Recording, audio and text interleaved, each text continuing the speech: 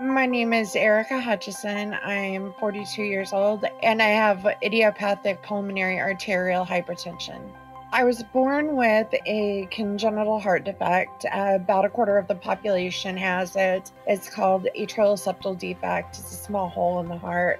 My pediatric cardiologist told my parents she'll grow out of it. The hole will grow closed. It didn't happen. It didn't grow closed. I had no problems that I was actually aware of until I was 31 years old. And I became very sick one day, and we thought I was just having panic attacks. I just couldn't breathe in the form of panic. It was just like I couldn't do anything, and I was just so scared. My boyfriend took me to urgent care. When we got to urgent care, they said, you have the option of either we're calling an ambulance or you can drive her to the emergency room. My resting heart rate was 122 beats per minute. We immediately drove to the hospital. It was just quicker that way. Once we got there, the doctor came in and he actually diagnosed me with costochondritis, which is an inflammation of the cartilage in the joints in the rib cage. It's something I'd had before. It was no stranger to me, so I thought, okay, I'm fine.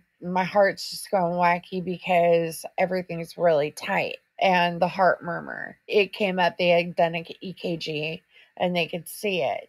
I was given a referral to see a cardiologist, and for the next 5 years, I started gaining a massive amount of weight while seeing a cardiologist and working out constantly. The cardiologist, he didn't really do very many tests. He did maybe one echo and a couple of stress tests. They found that my heart was enlarged. That was kind of like a sign that, okay, something is really, really wrong. And I continued to see the cardiologist and do my best to work out, diet.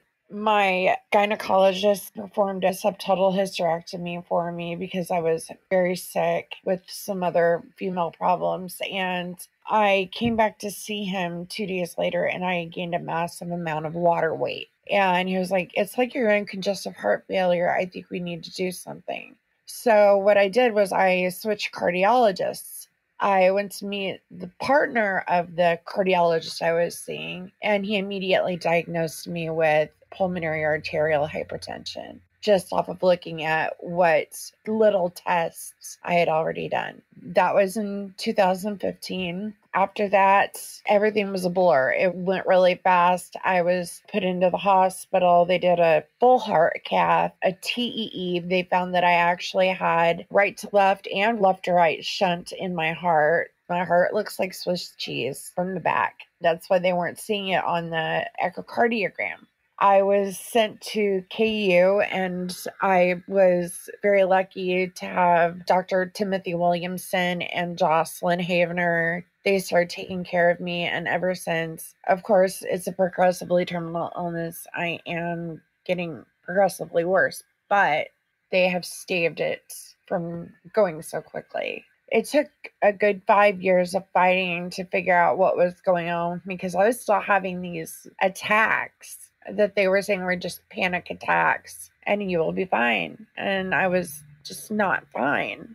It was actually a huge relief because I had fought so long to find an answer, and I fought against people who were saying that this may all be in my head, and that made me feel worse.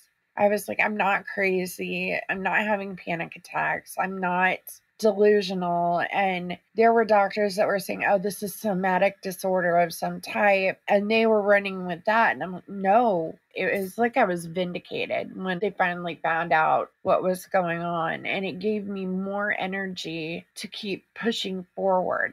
So I'm a big Facebook nerd. I started searching on Facebook and I found the groups. Online support groups are a very huge part of the journey. You need to find a community that understands you and that you can communicate with about what you're going through. It helps ease the tension in your body, in your mind. The first person I actually spoke with was Serena Lawrence, and then she kind of led me to Rebecca Leidenberg and Sean Weinman. He inspired me so much. And so did Serena. And of course, Chloe Temption. They're powerhouses, and they didn't let this disease stop them from living their dreams. They continued to try to thrive despite all of this. So I got it in my head that I was going to thrive. Unfortunately, the year after we lost Sean, I had been planning to go back to school. I just didn't know when. But in 2020, I went back to college, and then COVID hit. So, I mean, I've been at home online studying music since, but I've been a musician all of my life, and that helps a little bit. Right now, what I'm doing is composing a few songs. I'm a classically trained violinist, but what I'm composing right now is more contemporary pop and still studying theory on my own just to kind of do it because, again, I am a geek. I am really wanting my doctorate. It will not be in performance, but I'm looking at musicology, which is the study of music, and compositional theory. Doing a lot of artwork because I'm also an artist. So a lot of painting and drawing and sketching. I've been a musician since I was born. My mother was always singing. My father plays guitar. My uncles play guitar. As for myself, I've always seen myself as a musician. And then I wasn't really aware that I was an artist until I got sick and I couldn't do anything. When I was younger in high school, I was in marching band, but I could play anything with a reed or a string. When I lost the ability to play my saxophone and my clarinets and flutes, it just really hit me hard. I sort of laid back on playing any music for a while, and I just started drawing. I had a really great art teacher. She was amazing with me. She kind of taught me everything from the time I was 14 till she passed away in 2004. It's interesting. She's from Compton, California. She taught Ice Cube, and then there's another rapper that she taught. And I thought it was just the coolest thing. I started really getting back into playing my violin. I was just like, I'm just going to go for it. When I went back to school, I was going to get a major in violin performance and then a minor in art. And then COVID hit, and I see myself as all of these things. I see myself as a patient who is an artist and who is a musician and singer, and I see myself as all of these things.